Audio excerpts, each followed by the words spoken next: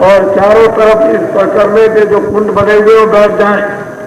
सामग्री विधिवत बनी हुई उसमें डालने की जो देवताओं को भोजन कराया जाएगा, प्रसन्न किया जाएगा, वो हम देंगे। हम आपसे कोई एक पैसा नहीं मांगते, हमको आप दे दीजिए। ये मैं जरूर जानता हूं कि मेरा हाथ पकड़ के आप मुझे देते हैं कि मेरा उचित कहीं लगा दीजिए सेवा में।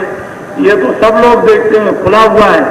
माताएं जबरन हाथ पकड़ करके इधर जा रहा हूं तो खींचती है और पीछे धक्का मार के खींच के मुख को मोड़ देती है और जबरदस्ती हाथ को पकड़ करके देती है कि हमारा ये इस सेवा में लगा दीजिए।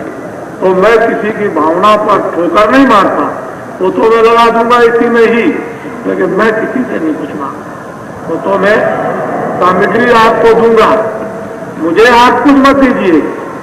लेकिन जो विद्वान अंदर में पूजा करा रहे हैं, वो जो कुछ भी देवताओं को आपको देना हो, आने दो आने चार आने, वो तो आप उन विद्वानों को जो आपके काशी अयोध्या या और कहीं के हो, उनको आप दे दीजिएगा, बाबा जी को कुछ नहीं चाहिए। लेकिन ये है कि आप उस सजुग आगमन के स्वागत तैयारियों के भागीदार हो जाए। और ये ऐतिहासिक जो अहमदाबाद में कार्यक्रम हुआ वो मामूली चीज नहीं है। एक समय आएगा, वो आ रहा है, अहमदाबाद साबरमती का भी इतिहास बनेगा कि जो ढनोरा पीटने का इतना बड़ा कार्यक्रम हुआ और उससे बड़ा काशी का, और जो अब की बार होगा जिसमें पांचों देवता, अभी जल्दी में नहीं होगा, वो तो आखिरी में, इसके बाद फिर नहीं है, उसके बाद कुछ नहीं, उसके बाद तो कुछ ही देगा। बस एक और चोट जब भी लगनी है, एक और कभी मारनी है। क्यों कि ये तो खुश हो गए और 33 करोड़ खुश हो गए और 5 और खुश होने को है। वो सामग्री तैयार हो रही है, मसाला, जल, पृथ्वी, अग्नि, वायु, आकाश, इन पांचों देवताओं के खुश करने का घोटा जा रहा, तैयार इकट्ठा हो रहा। अब कहाँ बताएंगे उसको, ये तो अब आगे आखिरी बात। और फिर देखिए फिर क्या होता, इधर का उधर का, तो वो तो अभी देर है उसके लिए। लेकिन ये ऐतिहासिक अहमदाबाद और आपके काशी विश्वनाथ बम भोले, ये गंगा तट रेती पर एक है। इतिहास जब लिखा जाएगा, लोग लिखेंगे, तो देखिएगा उस समय पर आप, तो हम सब लोगों का परम सौभाग्य है कि हम सब लोग यहाँ इसमें हम सम्मिलित होकर के, अरे वो क्या काम है जो लोग खिंचे न चले आए, वो क्या चीज है कि लोगों को राहत अगर महात्माओं से नहीं मिलती है तो किससे मिलेगी? लोगों को आराम नहीं मिलेगा महात्माओं से तो किससे मिलेगा? लोग अगर ठीक नहीं करेंगे महात्मा तो फिर क्या होगा? कौन महात्माओं को मानेगा? ये वो तो काम होना ही है। गांववासी पूरा सहयोग दे रहे। ये पास के गंगा तीरे जो गांव है, इधर मुझे तो सब गांव मालूम नहीं है, लेकिन मुझे ये खबर लगी है कि गांव की देवियों ने कहा कि रहिए आप घर में, और मैं तो जा रहा हूं अब गंगा तट पर, और वहां अब ये काम आप करो, मैं ये काम नहीं।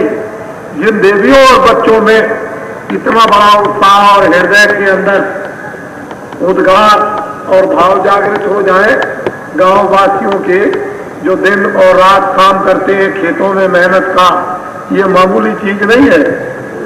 ये धीरे धीरे आपको भागते हुए दिखाई देंगे, अपने अपने कष्टों को यानी दूर करते हुए दिखाई देंगे। लोग भगवान की स्तुति करते हुए दिखाई देंगे, लोग जो है एक लक्ष्य की तरफ चलते हुए दिखाई देंगे। एक दो फायदे लाभ होंगे।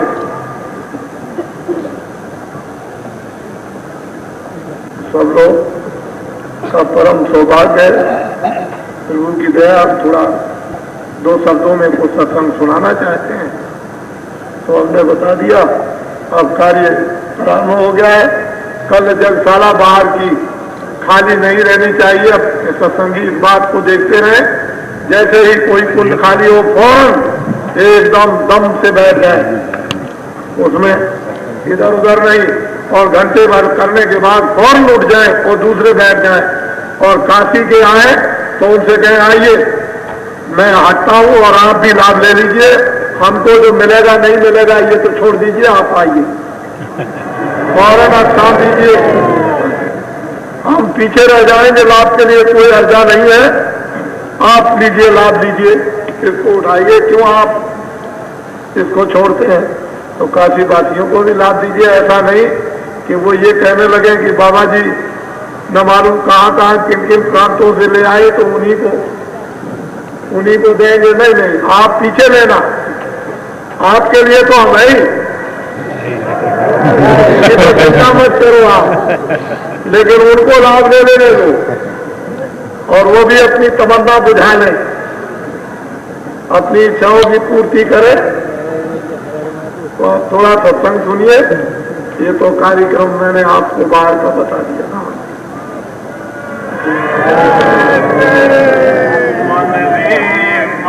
देखो मेरी बात काशी बातें सुनो, जितना मैं गंगा को मानता हूं आप नहीं मानते हैं। मैंने उस दिन कहा था कि जब मेरे पास सामग्री नहीं रहेगी तो गंगा जी से उधार मांगूंगा और गंगा जी से ले आऊंगा और काम ले लूंगा, फिर उसके बाद में कहीं से इकट्ठी करके उनका रेट वापस गंगा जी में दे आऊंगा।